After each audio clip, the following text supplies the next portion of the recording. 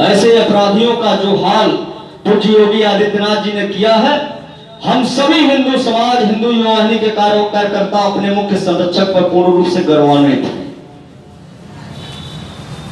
कोई माई का लाल उत्तर प्रदेश में पैदा नहीं था जो इन बाहुबलियों की का कुछ भी बिगाड़ पाए। सरकारें चलाते थे ये लोग। मुख्यमंत्री आवास, मुख्यमंत्री कार्यालय में बैठकर मुख्यमंत्री इनका जो है आदर सम्मान करते थे, सिक्का चलता था इनके नाम का।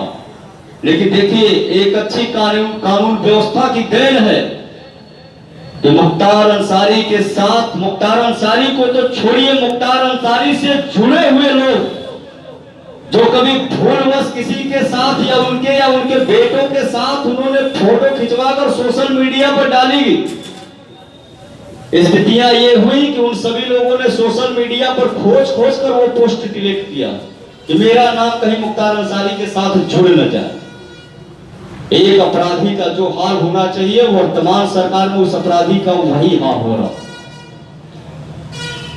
समाजवादी पार्टी, बहुजन समाज पार्टी के लोगों को तकलीफ क्यों हो रही?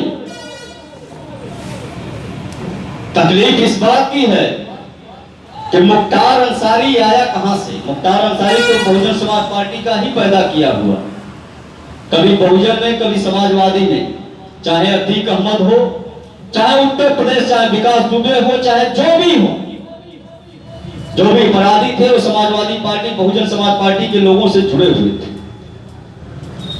अथाह संपत्तियां उनकी जब्त की जा रही है, मकान गिराए जा रहे हैं। तो तकलीफ तो अखिलेश यादव और मायावती को होगी ही।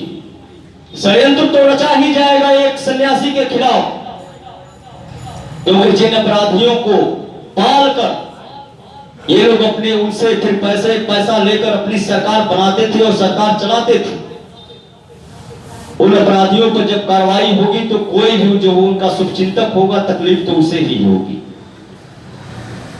लेकिन हम सभी लोगों को